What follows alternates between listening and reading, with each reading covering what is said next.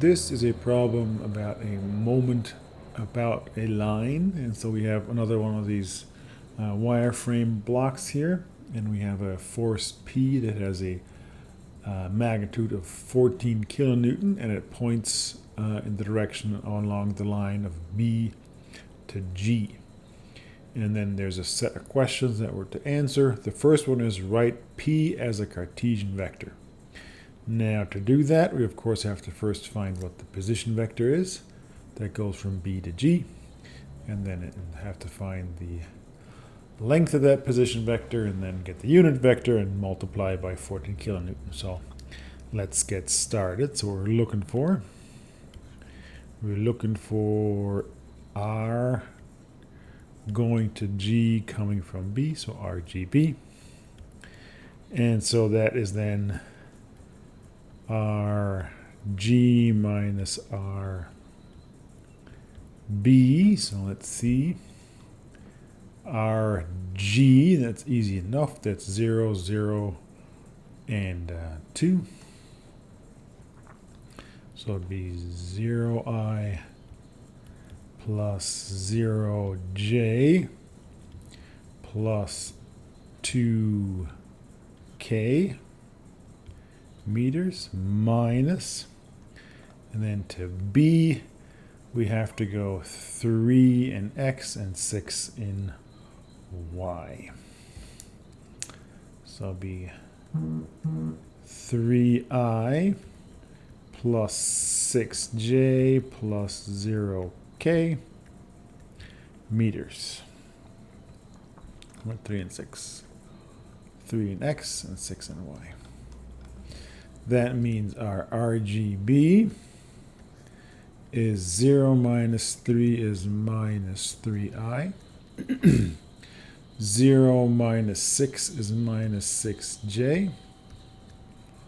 And 2 minus 0 is plus 2K meters. Let's do a quick check here. All right, so we said minus 3x. So if I start here at B, go minus 3, minus 6, and plus 2, I'm at G. So that looks good. So then how long is this? So RGB is the square root of minus 3 meters squared plus minus 6 meters squared plus 2 meters squared. That is, let's see, that's 9 plus 36, be 45, 45, plus 4 is 49, square root of that is 7. So 7 meters is the length. That means we can write our unit vector GB as minus 3I minus 6J plus 2K meters divided by 7. So it'd be minus 7 meters. Minus 3/7 I minus 6/7 J plus 2/7 K. That's our unit vector. So then P is just our unit vector times the magnitude. So that would be minus 3/7 I minus 6/7 J plus 2/7 K times 14 kilonewton.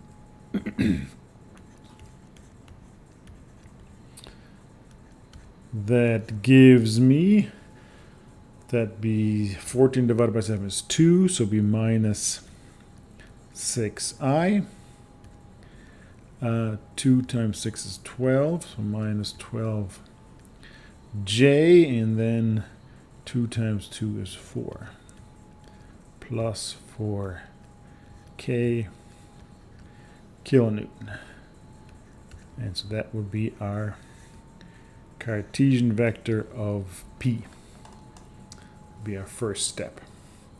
Now, what is the magnitude of the moment of P about OA?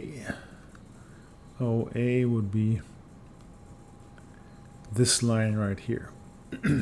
Now we can use the traditional approach, or we can notice something here, right? So if we draw in the three components of P,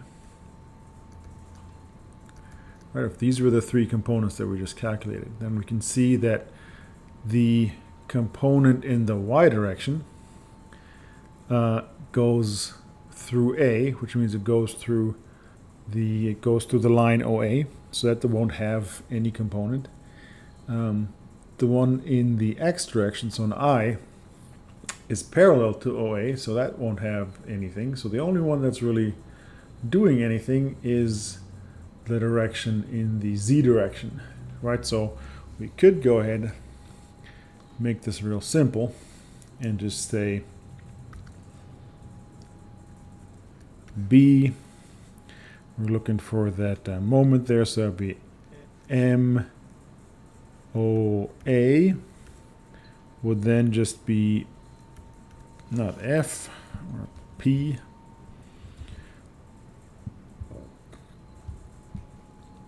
PZ times, what's the distance? 6 meters times 6 meters. PZ is 4 kilonewtons, so 4 kilonewton times 6 meters, 24 kilonewton meters. So that would be the easiest way of doing this. But let's go through the regular approach too, just to practice it. All right, so remember that if we want to get a moment about a line, then we need to find the unit vector of the line, and we also have to have a vector that goes from the line, from the line to the force. There we go. So let's get our unit vector. UAO. Now that's easy, right?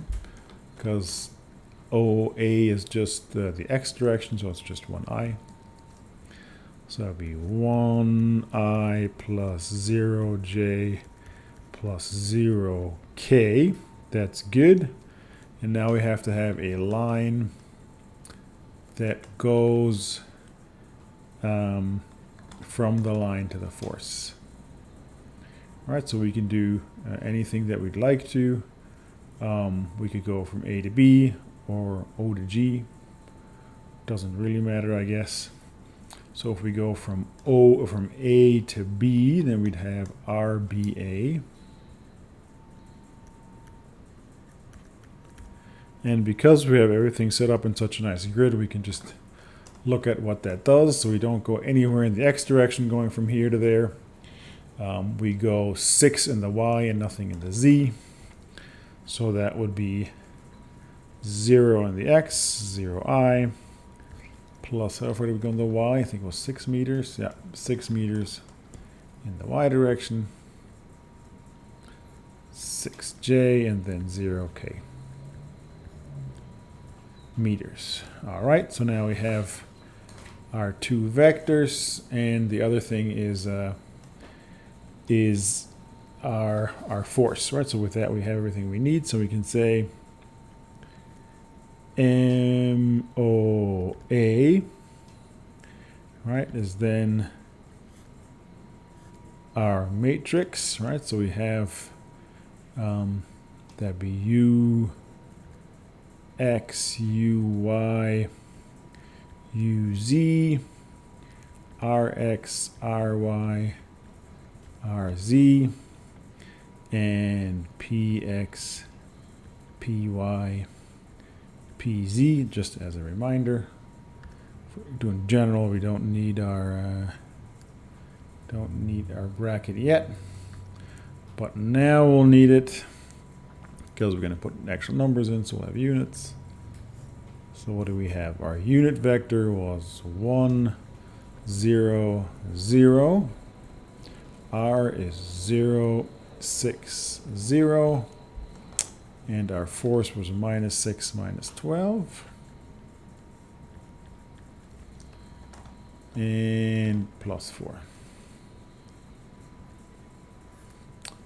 So 1 and 0, 0 and 6, minus 6 and minus 12. And that is all kilonewton meters. So let's see what we get. If we go in this direction, we get 6 times 4 is 24. Bracket. 24. The next one we get 0, 0, 6, 0, 0, 12, 0, 0. That's a 0, that's a 0, and that's a 0. Oh, didn't even need the bracket. Kilonewton meter. 24 kilonewton meter. All right, so again, we can see that we really have only one component that is active, and that's the Z component. All right, so that was B. Then C about the line OG. Where is OG? That is OG. Well, the moment there is going to be 0 because the line of action of the force goes straight through through G. So that makes it easy. C MOG is equal to 0 because line of action of P goes through G. That was easy. Let's see about D.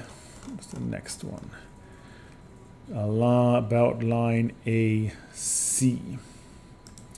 So that will be a line that goes across like that. Now, is that for some reason 0? Not really, right? It's not parallel or anything. I think in this case it's going to be tricky to do only its components like we did for the first one. Although, like, again, we're crossing A, or we're intersecting at A and intersecting at C. But this distance here is a little more tricky to calculate. So let's just do the regular setup. So we need to find the unit vector of AC. And we need to have something that connects either to A, or that connects A to B, or C to A. So we'll do both of those things. All right, so let's get started. We said we needed RAC. So that would be RA minus RC. RA is just 3 in the I. We had that one before. 3I plus 0J plus 0K meters minus, and then BC, and that's just one, it's 6 meters in the Y direction. So it'd be 0I plus 6J plus 0K. And that gives us 3 minus 0 is 3I. 0 minus 6 minus 6J plus 0K. Meters. All right.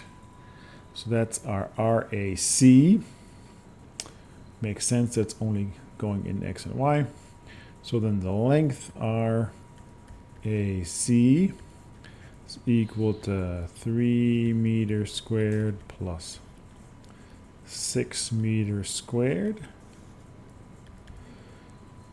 It's 9 plus 36. So that's nothing interesting. Square root of 45 meters. Now we could break this down farther, but might as well just leave it as this number. So we can say UAC is equal to, not quite that big, 3I minus 6J plus 0K meters divided by square root of 45 meters. And that just leaves us 3 over square root of 45I minus 6 over square root of 45J plus 0K. Oops. Stick that in there. All right, so that is our unit vector UAC. Now we have to get something that goes from the line to where our force is, or from the point somewhere along AC to this, so we can just take either A or C. So let's say RBC, for instance, is equal to what? R going from C to B, so we're only going in the X direction, so it'll just be 3I. So it'll be 3I plus 0J plus 0K meters, which means that my MAC, no, it's not going to the origin. MAC is then my unit vector was 3 over square root of 45 minus 6 over the square root of 45 and 0. That was my unit vector, my R, 3, 0, 0, and the force, where do we have it? Minus 6 minus 12 plus 4. Minus 6 minus 12, 4. So 3 over the square root of 45 minus 6 over the square root of 45, 3 and 0, minus 6 minus 12 kilonewton meter. All right, what do we get? Let's see. This component is 0. This component is 0. This component is 0. This component is 0. This component is 0. This one, fortunately, is not 0, because it would be hard to explain why it should be 0. So this would now be 4 times 3 is 12. 12 times 6 is 72. Minus is plus. So we would get 72 over the square root of 45 kilonewton meter. And if we express that as a decimal, that's 10.733 kilonewton meters is our MAC. All right, so that was D. Then let's look at E. E is the line AF. Let's see, where's AF? AF goes all the way across like this. That means that if it goes diagonally through, it's going to intersect with my line of action. So this one is 0 as well. So this was AF. DE.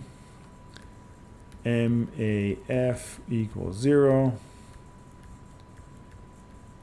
because line AF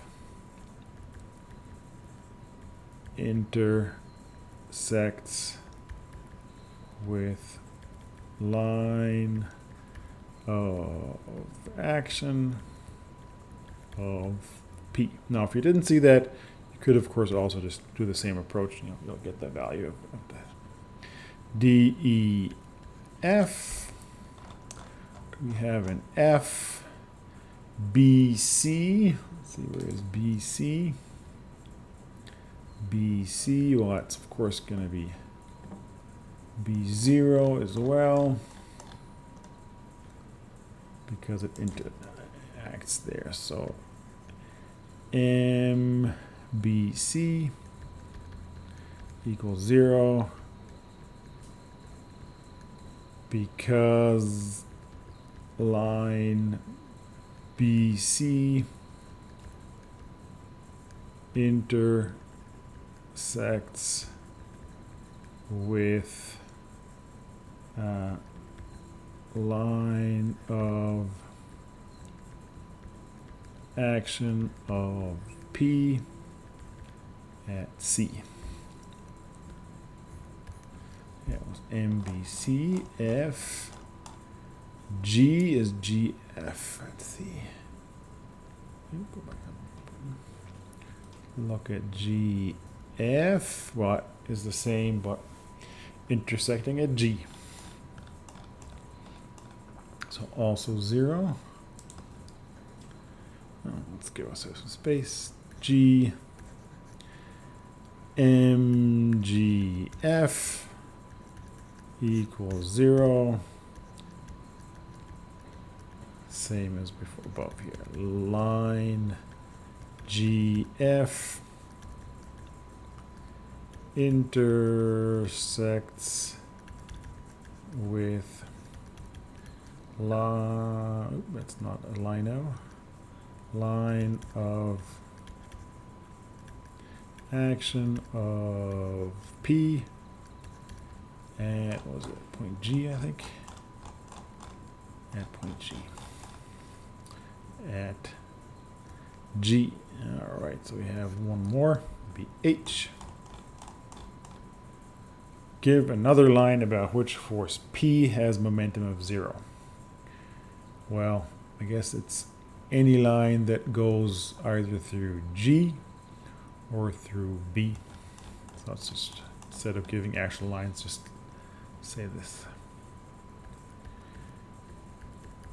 Any line going through either point B or G. I think that was the last one. Yep. So this was a problem where we found all kinds of moments of the force P around different lines in this wire grid.